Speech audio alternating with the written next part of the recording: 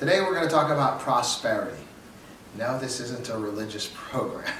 I'm speaking of personal prosperity in a world that's jacked up. You know, the one thing I think we can pretty much agree on is our world is kind of messed up. In pretty much every continent on this planet is going through stuff. And as well the United States. We've always gone through stuff from its inception, okay? And so this program is my urban program, Listen, primarily directed to black folks. But what I'm going to share with you today can be appropriated by all folks, okay? I think all my programs can. You know, I know I'm asked sometime, why am I always on this black stuff? You know, well, it just happens to be the people, you know, who are, you know, suffering the most, you know, in this nation and on this planet. So if it were Native Americans or somebody, I'd be having a program for them as well. But at the moment, it's black folks. And then you want to say, well, you know, Native Americans are suffering terribly as well. That is true. But you know, historically, even from like the late 1700s, 1800s, black people have been part of these Native American tribes, okay? Either born into them, you know, through coupling, or simply recognized by them because of a brotherhood of a relationship. But it seemed that, you know, as many of these Native American groups were beginning to get reparations, you know, like the casinos and a lot of money coming into some of their organizations, they seem to have begun to try to legally ostracize black folks that have been part of their, you know, tribes, you know, for 100 years. So, you know, that's quite interesting. So black people, you know, have had a time of this thing everywhere. You know, I have a particular spiritual insight on that, which is because they're special people, but this is not the program for that. You'll have to go to see my program, Another Perspective, for those talks, okay? But what we're going to talk about today is how to be prosperous in a world that's so jacked up. Because it's terrible. I know I have a buddy that is really into the conspiracies, you know, the conspiracy theories, the Illuminati, the Rothschilds, all this stuff, you know, and I'm like, I don't have to hear, watch this, be sending me videos, you know, 40-minute videos and 30-minute videos. I mean, I don't have time for all that, because first of all, I don't buy into that. And I'm a positive-minded person. And I believe that we can all prosper no matter what the situation is. And so I don't believe half of those conspiracy theories. But on the other hand, even if they were true, I believe that they're happening in such a way, say they were true, some of them, one of them, whatever, that all these certain guys are in charge and they're manipulating everything and all this. So what? In our bubble of existence as individuals, that we are born into, we live through, and we die in, we can be prosperous, never having experienced or even felt, you know, the presence of any of these conspiracy theories. They don't really touch us. They don't have anything to do with us. And we can be okay. And so I think it's a matter of perspective. A matter of perspective is just recognizing that, has it touched you before? Why are you worrying about it now?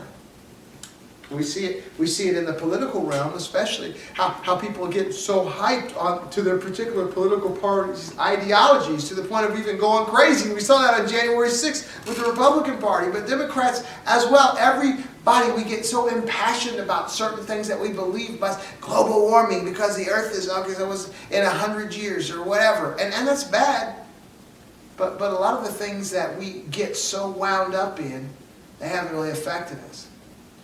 I know people that are dead set on making sure that the Republicans win the next election. I know people that are dead set on making sure the Democrats win the next election. And what I have honestly shared with both groups of friends of mine is that look, you know, this is nothing new.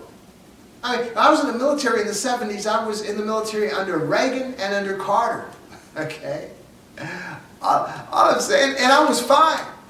And so I've been in the workforce since then, since 1976, in the military, and all throughout my life, through corporate America, through the different jobs, and then the federal government civilian for the last 29 years. I've been under Republican and Democrat presidents, off and on, back and forth. My lifestyle has never changed. And so these friends of mine, and friends of yours too, that are going all crazy because of, what if the other party gets in office and all? I mean, you're going to be all right. You always have been. You haven't been messed up by whichever party was not or was in office. And well, what about, I had a buddy of mine saying, well, you were born with this, everybody wasn't born with a silver spoon in their mouth. I wouldn't either. But even poor people. Say take poor people that are on assistance, on welfare, whatever. And we know most white people are on welfare. We've covered that before. I mean, most of the people on welfare are white people, okay? And we know that many black people on welfare, like per capita, probably more percentage-wise, ratio-wise. And as we discussed in the last program, they're not going to get rid of the welfare because it's not about the poor people who are receiving the assistance. The welfare system, you have a welfare system functioning in this city. You have the welfare system functioning in just about every city in the United States. In every city, in every state, and in every state in the United States. You have a whole lot of welfare offices in this country. And so just instead of the poor people that are being serviced, look at all of the people that the unemployment system throughout America has employed. Look at how many workers do you think work in all of the welfare, all the unemployment welfare offices all over this nation? Quite a few. How many companies, how many internet providers, how many computer providers, paper providers, water provider, pen provider, pencil provider, staplers, everything that you can imagine, the cell phones that are smartphones that are probably given to employees, anything that you can imagine purchased, how many companies are making money out of those welfare offices? So the welfare offices all over the United States are performing a function.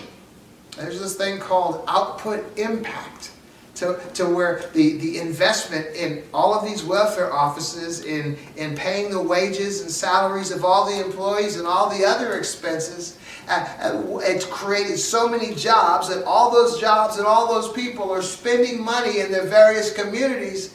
It's keeping the economy going. There's more to these welfare offices than simply the welfare people. Well, they shouldn't be getting money because they're not working. It's not even about that. Okay? But let's just go back to the welfare. We covered this in the last program. Even the concept of giving this free money, to people who aren't working, it's not about them. It's about knowing that they're going to take all the money given to them and putting it right back into our economy in their purchases. And so as you know, how our government goes in debt using money that we don't have, so there's not really any money actually given to these welfare institutions paying wages and salaries and even giving the money to these poor people, but all that money they're getting, which wasn't created, which wasn't actual money, they're infusing back into the economy, okay? So the point of all of that is that no matter who's in charge of the government, Democrats or Republicans, they're never going to shut down the welfare system, because it's not about the recipients, it's about keeping our economy running by output impact of the money into our economy. And so no matter who's in charge, poor people's lives will never change either. So the point I make, we worry so much about things that have you've never been affected because there was a Democrat president. We got to make America great again. Well, when was it really ever that great for you, and how was it changed? If your life isn't great, it probably wasn't great before. For real, okay? It's something we buy into. And so I'm suggesting today, it doesn't matter who the president is in office. You can be well, you can prosper. And so that's what we're going to talk about today. So how do I do that? How do you do that? You need to read. We need to stop wasting our time. We're not on this planet for a very long time. You can be. And the more you adjust your lifestyle and your eating habits and your exercise habits, you can increase the time on this planet. But even then, our time here is a relatively short time. But you can do well. But we're going to have to stop wasting time. One of the greatest things that we have as far as a resource in our lives that we haven't had historically are these smartphones and internet access. We have the access to any kind of information you can imagine right at our fingertips. Every library, every mathematical field of studies, sciences, anything is at our fingertips. So the question is, what all this information, what do you spend your time, spend your time looking at or listening to? So what I'm suggesting is, if you want to make your life prosperous, you have to begin cutting out some of those time-wasting things that you do. Not all of them, because it's entertainment, I admit. But we do need to read more, okay? Read books, even audiobooks, listen to books. Whatever you need to do, we need to expand our knowledge base, okay? I suggest that everyone go to school, get a formal education. I did when I was 50. I decided to go to Sinclair College to get an associate degree. 10 years later, I earned my MBA. I got my bachelor's, my associate's degree, bachelor's degree, MBA. And so I'm not saying that to just, say that. What I'm telling you is I changed. My worldview changed. The way I perceive things, the way I understand things changed. I saw a business opportunity that I suggested to my wife. She's very entrepreneur-minded. I'm not, but I could see something I hadn't seen before. She put her hand into it and just blew it up. I'm telling you, it's like that. Your worldview changes. More opportunities begin to appear before you. Get an education. Okay? Now, I was talking to this young brother at work, and he was, like in his 30s. And he was like, I don't see, the purpose of college. I could go to the internet and I could get education on the internet and all that stuff. Just trying to, I'm thinking, no, you can't. I mean, there's nothing that you can learn in college that you're not going to find on the internet. I admit that. But there's something about writing research papers every week. You begin to really get it, okay? You get it. And see, we're not that disciplined. If we're looking on something on the internet or YouTube, we're not as disciplined as you must be to pass those classes, given all the homework assignments and all the research that has to be done. My father told me before he had passed, he had raised this, telling this, that college wasn't necessarily for the information that you're gathering and the education that you get, when you leave. But it was even more so the idea that you were able to hang in there and problem solve and not quit and figure out how to make this complex matriculation process work for you. So there's a lot more benefit to the college experience than simply getting a job with it, is the point I'm making. I didn't go to college for a job. I went to college because I just wanted to get a degree. And all of a sudden, what came with those degrees was an enhanced knowledge of the world in which we live. And through that enhanced knowledge, those new opportunities will arise. Those opportunities will arise that you can capitalize on and make money off of. You can prosper. But there's a part that you're going to have to do. It's not just going to happen. You need to put your hand to it. You need to quit wasting so much mental time and begin studying some stuff. For real. You're going to have to begin to become very honest with yourself. Very honest with the reality of the world in which we live. Now, I'm going to share with you right now, it's going to be very difficult for white people to do. A lot easier for black folks, okay? You have to come to the point to recognize that there is no such thing as race. You have to come to the place to realize that we are all simply human beings.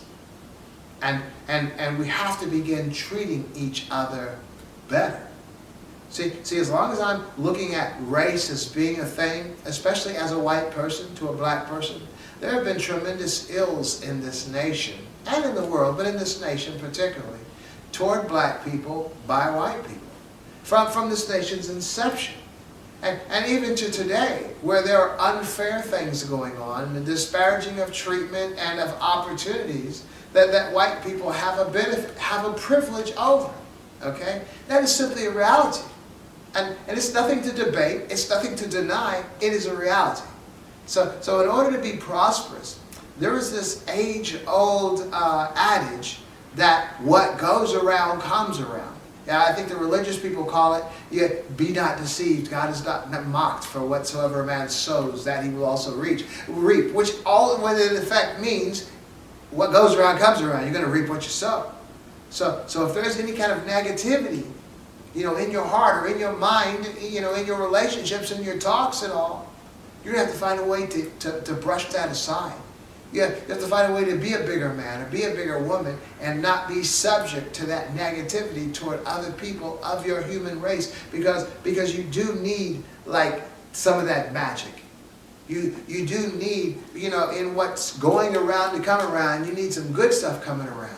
You're not going to find a very wealthy person today who is not going to tell you that at least somewhere in their line, you know, in their walk, in their journey to where they are today, there was something that happened that was almost amazing, that if it didn't happen, they wouldn't have been what they are. That's that thing I'm talking about. And so there was this, it's spooky or, you know, spiritual, whatever you want to call it, but what goes around does come around. The type person you are does attract like mindsets, like energy, okay? So if you're negative energy attracts. You might make some stuff, but you might lose some stuff. You might make some stuff, but you might not have some peace. You might make some stuff and not hold on to it, but I'm telling you, keeping that positive energy was very attractive. It's very attractive to people, very attractive to circumstances, and you're going to find yourself benefiting from that. What I tell people, especially religious people or secular people with the whole karma, what goes around, come around thing, is that a lot of times people use that concept, what goes around comes around, you're going to reap what you sow, and they use it in a negative way. So if you're doing something bad, bad's going to come back to you. Okay, and that's true, I believe. But what I want to suggest is that there is no good or bad attached to what goes around comes around. There is no good or bad attached to reaping what you've sown. It's whatever you reap, you're going to sow. Whatever goes around is going to come around. So my suggestion is to be extra kind, to be extra good, to always be finding ways to be good, to be beneficial to folks. Don't be negative. Don't be harsh. Don't be a backbiter. Don't be a hypocrite. Don't be harsh. Don't be negative. Any of those things. Always be kind. Always be good to people. Go on that extra mile. Man, you go to a restaurant, give a tip. And when I go to restaurants, man, I give tips way more than the 10%, way more than the 15%. Now, I was at a restaurant last week, it was the recommended 20% now. They went up. So I went above that. Man, there are times I've been in restaurants where I've given more on the tip than I paid for the meal. Why? Because I realize the individual, the server, isn't making much money. And I'm okay. So do good, any opportunity. I remember once my son and I think he was about 14 or so, we were eating at Applebee's in Trotwood, Ohio. And that particular night, there was a ruckus going on in the back over there. I asked the waiter what was going on, and it turned out there was a man, a black man with his family, and they had eaten a whole meal, and it turned out they didn't have the money to pay for it. Man, people in that restaurant were excited. Man, they called the police. They're getting ready to, I don't know what that entails legally, but they were giving this guy a hard time. There was going to be an issue. Man, so I called the waiter back over, who had asked what was going on. And I said, hey man, find out what their bill is. And he went and found out. And I paid for their bill. And man, those people, when they found out his bill was paid for, they were so disappointed. They were so mad. They wanted to know who paid for this guy's bill. I did. They didn't know. They never knew. And you know what's interesting? Man, I just barely had enough money to pay that bill. I mean, payday was a couple days away. I had taken my son out and all this stuff, but I had to scrape it together, pay for those guys. Imagine that. So I'm not saying anything about me. I'm just saying is when you do good, good comes back. Man, I had a guy, me and my son again, and we were driving one day. He was about 16 or 15 or something. We're coming off the highway onto Main Street in Dayton. And there was a guy on the side of the street asking for money. You know how they stand right there off the off-ramp? And he was asking for $5, you know. I unrolled the window and I gave him a bill, you know, and he started walking. It turned out I gave him a $20 bill, okay? He was walking, my son and I were watching him. He's walking off. He's about 25 feet away, and I guess he looks at the bill, and he goes, woohoo, and he skips and starts walking away. For real. I mean, it didn't hurt me, and I was able to help somebody. A lot of folks aren't going to do that. Man, I spent 17 years speaking to kids at juvenile detention. I missed 4 weeks in 17 years. Every week I'm talking to those young people, trying to give them hope, trying to give them life lessons and love and encouragement and every good thing that I can give them, insight and understanding and wellness and all that good stuff. And you know, every Sunday I'd end up at church, because it was on Sundays I would do that. I'd always end up at church late. But they were all cool with it because they knew what I was doing. And they go, oh, you know, Brother Martin, that's a real good thing that you're doing for those kids. But what they didn't realize is that it was a lot better for me than it was for those kids. How so? Because every day when I'd go there, there'd be like 30 or 40 kids. And there's only one of me. So it was like I was sharing sowing into all those kids, 40 kids. And man, I calculated halfway through my time there, I think I had been there about 9 years or so, I had spoken to 9,000 kids, okay? So imagine that, there's only one of me. And if sowing and reaping is really a thing, if what goes around comes around is really a thing, there's just one of me imparting goodness into all of their lives. What do you think is coming back to me? Goodness. Man, my life is great. My life has been wonderful. Now, I've gone through things just like anybody else has, but I've always survived. I've always been well. Why? Because I've always tried to impart into other people's lives. So I always receive goodness back in mine. And when you're imparting goodness into people's lives continuously, as much as you, just like I'm trying to do on this program here. I've been doing this program for over 18 years. This is all I'm trying to do, is give some goodness. So I'm still reaping back from this. It's coming back around. And I'm just saying is, just be intentional. When you're spending most of your time, you know, doing good for people as much as you can, it's coming back. But what comes along with that as well is a real positive, good, healthy mindset. I mean, I don't know how to describe it, but you have a good mind. You're not negative about people. You're not harsh about other folks. You're an optimist. You always, if I'm sitting there sharing with these kids for 17 years, and then in the middle of that started this program, so I never stopped for 18 years. This and another program I have, a spiritual program. And this is going off into many states in the United States. Man, what do you think it's coming back to me? And so you can't be putting goodness and goodness out there every day, all day, throughout your life without becoming good-minded. And sometimes I wonder, and I'm just getting this now as I'm speaking, as this wasn't planned, but you wonder why some people are just so negative and so harsh and always upset and always mad at somebody. And I can't even fathom that.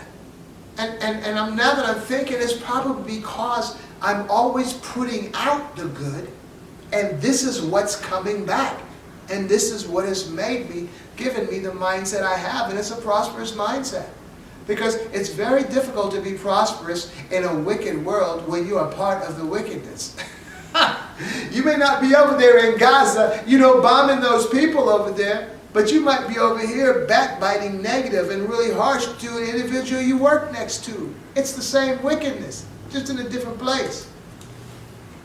So I'm just suggesting that it's very difficult to be prosperous when you have that negative and harsh mindset going on. Because any kind of idea that's going to pop into there, even the manifestation of its goodness, there's going to have to be a goodness attached, and in a negativity, it's hard to receive good information like that.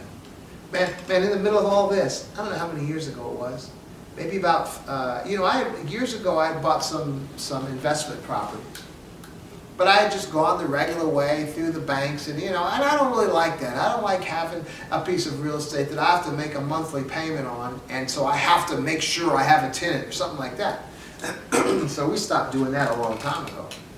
But about, I don't know how many years ago this was, maybe about 15 or so years ago, maybe 10 years ago, I was working as a mailman, and I was listening to audiobooks every day. And I was looking at the audible.com site, and they were offering 3 books for the price of 1. It was like a special going on. I think it was books that people weren't buying, you know. And, you know, I've done over 500 audiobooks just by the way over the years. But so this particular day I went ahead and just bought 3 books. One was on Smith's economics. I can't remember his first name. He was a big economics guy.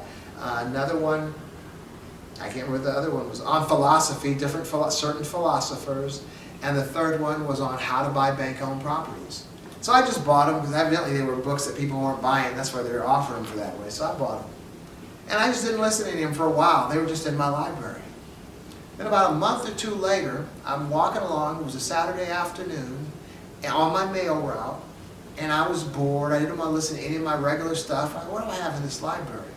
And so I found the audio book on how to buy bank-owned properties. And I decided, well, just because it's a Saturday and boring, I'm going to listen to that book all day. So I listened to that book, How to Buy Bank-Owned Properties, that day. And I was intrigued by it. So the next day, I decided to listen to it again. On Monday, I decided to listen to it again. And I listened to the whole book again. Within 30 days after listening to that audio book, I purchased my first bank-owned property. I'm just saying, man. Stuff just falls into your lap like that, man. I have so many other stories, but I just want to give you that as an example that if you have the right mindset, it's like you're drawing.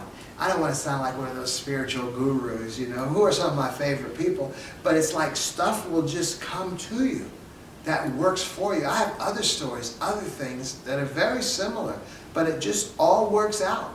I do pray. But I don't pray, you know, sweating and snotting kind of praying. I just, please do this, you know, that kind of thing. I do meditate, you know, try to clear my mind and thoughts will come.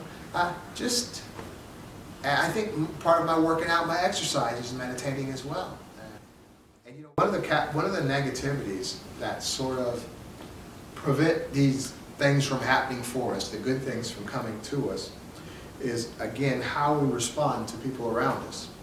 And it can be very sneaky, you know, it can be very sneaky, not the individual, I'm just saying the way the negativity comes upon us. I remember when I was, you know, at the post office, I knew this person, one of the workers there, and we were really cool. But the one thing about this person, they were really negative. They're really negative about everybody, just one of those type people. I think you know what I'm talking about. If you don't know what I'm talking about, you're probably that person. But really negative. And it would be like, I'm really cool with this person, but anytime I'm around this person for an extended amount of time, I'm becoming that way too. So I had to pull myself away, and when that person transferred, I was so glad they transferred. I missed the person because they were my friend, but they were damaging to me because anytime I was around them, I would be pulled into that negativity about other people. Now, it's very interesting, and it's another way of being fooled by, you know, the negativity is sometimes honest banter, but really has an underlying negativity about other folks in it. Just the other day, so as a mailman, you know, now I'm not a walking mailman, I'm a driving mailman. There was a gentleman that was talking to another carrier, and they were talking about being in certain neighborhoods where the kids are always asking the mailman for rubber bands. And historically, at least where I work, most of the time it's black kids, okay? So really these two white folks were kind of disparaging black people, because now I'm in a neighborhood with a lot of white, because, you know, not in the neighborhood we're in now, but in the neighborhood I used to work in, man, it was like, so, I don't know if I was just tuned in, but it was just irritating the heck out of me, man. And I checked the guy. And get this, okay? Because he was talking about, you know, these people always asking for rubber bands, and then, you know, they grow up and now they're asking for $5 and asking for $5 and all that stuff.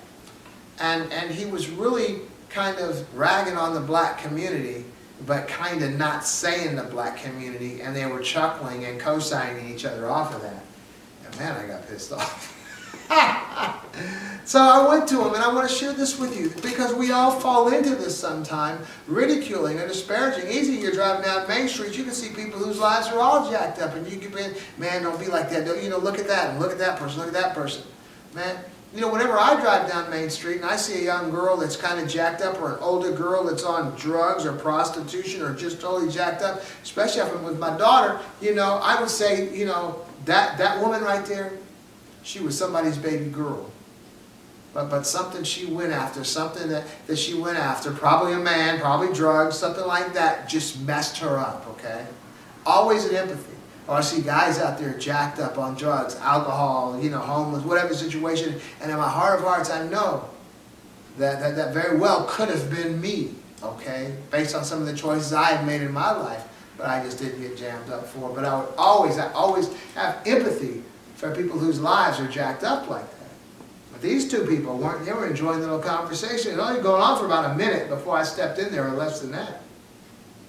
What I told this guy is that you can't take credit for the environment that you've come up in.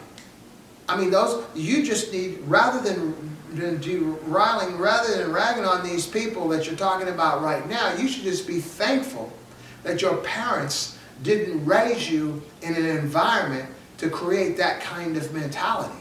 And he was still trying to brush me. I mean, this guy, first of all, this guy was like probably 500 pounds. Very overweight, very struggling with weight, going through, you know, a troubling time in life, but to find someone else to ridicule who probably wasn't 500 pounds. So the point I'm making is, first of all, we all have strengths and we all have weaknesses. And if what goes around does in fact come around, if we do reap what we sow, and we're struggling in a weakness, and we behoove us not to be ridiculing other folks' weaknesses, okay? Because if we're going to reap that, or if that's going to come back from what went away, then we are destined to be struggling with our issue, and some of our issues are tremendous, you know, blocks for our prosperity, okay? So we always need to be doing good. So when you see somebody who's suffering, or see somebody who's got a negativity in their lifestyle, don't be ragging on them. Don't be laughing at them. You know, you don't want to drop a good word into them, fine, but don't go about talking about them because you're heaping on negativity on yourself if you want to be prosperous in life. And so we need to recognize that none of us are without ills. Each of us have strengths. Each of us has weaknesses. You know, what we do most of the time, this is very popular for us to do, is we compare our strengths to somebody else's weakness. So if I have a particular strength in an area, and this area that I have a strength in is your weakness, I'm going to be ridiculing you because you aren't doing well, only because I'm comparing you to the thing that's going well in my life. But if I begin to compare the thing in my life that is my weakness to the thing that is in your life that is your weakness, in all humility, I might see a way to speak wellness into your life, and you or someone else might see a way to speak wellness into my life. What goes around does, in fact, come around. We reap what we sow. So if we want to be prosperous, you know, in this jacked up world that we're in, we have to make sure that we are not part of the jacked up part of the world, that we are the goodness walking through this world. And I'm telling you, when you are the goodness, I don't care what environment or what world you're walking through, positiveness and prosperity is going to be finding its way to you. I think there is a biblical verse. I think David was talking about how goodness and mercy will follow me all the days of my life. Well, when he's doing the right thing. But if you look at the actual translation, it says goodness and mercy will be in hot pursuit of me. And what I'm sharing with you, what goes around does come around. We do reap what we sow. And if you sow good or bad, but if you sow good, goodness and mercy will be in hot pursuit of you, and that's your prosperity. That will create your prosperity. It's the catalyst for your prosperity, goodness, and mercy. In closing, to find prosperity in this crazy world, this might be the most difficult piece, is that we need to stop partying so much. Man, we are partying so much, and we're not focused on what it is we're supposed to be doing. Quit partying. Quit drinking. Quit getting high. I mean, it's like, I look at things in life. Even if I'm waiting for something to occur that I'm believing is going to happen, that I'm working toward, okay? That I'm in a race because I believe I'm going to get there. I believe it's going to happen. But so what am I doing to improve myself in the meantime, in the process? Okay? And so my point is that when you have something like a goal ahead of you, attach something to that goal. So when that goal is reached, you will be new and improved. Okay? Let me give you, for example, my education. Let me give you the story behind that. Some of you know, when Obama became president, it was announced on my 50th birthday, November 11th, Veterans Day, when I was 50 years old. And my wife threw a birthday party for me, had all my friends come, they had a comedian, stand-up comedian, I think it was Dick Gregory's nephew or something like that. But it was at that birthday party, that's when the nation was announced that Obama had become president. And I decided at that moment that I was going to do something for my life that was different. And so I decided to go to college. I had a high school diploma at the time when I was 50 years old. I decided to go to college and get an associate degree. I also decided I was going to pick up a language. And I decided, you know, I'd speak a little Spanish, a little Japanese, a little German, a lot of English. But Arabic was something that I had no idea of any Arabic. So I was going to take on the Arabic language. And that's what I did. Okay? The point is, I attached something to Obama. I figured he was going to be in office for 2 terms, 8 years. And by the time he came out of that office, I was going to be a new man. I was going to have an education, and I was going to speak Arabic. I just picked him. Education was important because my family was educated. So many folks that I know are educated, but I had a high school diploma. I was financially fine. I didn't need the education, but it was just something that I wanted to do. So I did those 2 things with the idea that at the end of his term, I would be a different person. Okay? And what I'm suggesting is these are the type of things we need to do for our lives. You know, I look at women, like a lot of church women, you know, in church are waiting for God to send them a husband, you know. And they're just sitting there waiting, going to restaurants and movies and eating and eating and eating. And they get themselves really out of shape being it. That's the one bad thing about church is there's not too many opportunities, you know, to stay in shape. You just stay at home and eat and go to restaurants and all.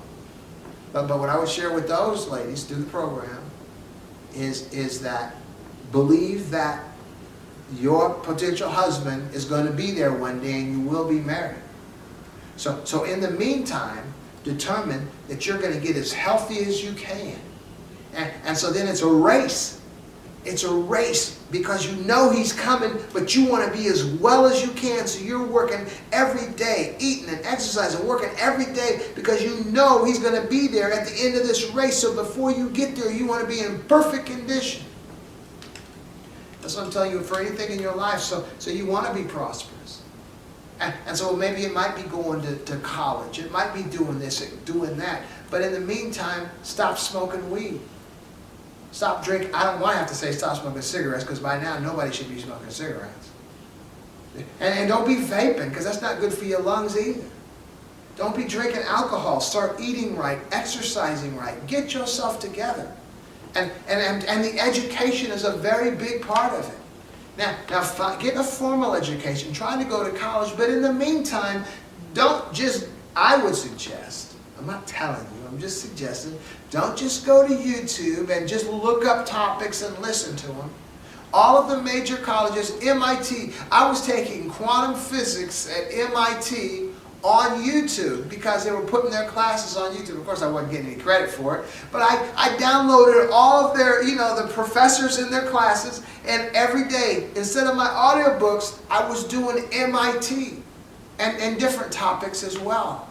Okay, but that's where I got my introduction to quantum physics, which is really a cool thing, is because all the colleges are pretty much going now to online schools, and they'll put their material like classrooms actually on YouTube. So while you're waiting to actually go to college formally, like the local college, just take some courses, expand your mind while you're getting healthy, while you're exercising. prosperity will come, and in the midst of all that, the ideas will begin to come to you. Okay? But we waste too much time getting high, getting that buzz, looking at silly stuff, on our smartphones. When the insight and understanding and knowledge of the world is at our fingertips.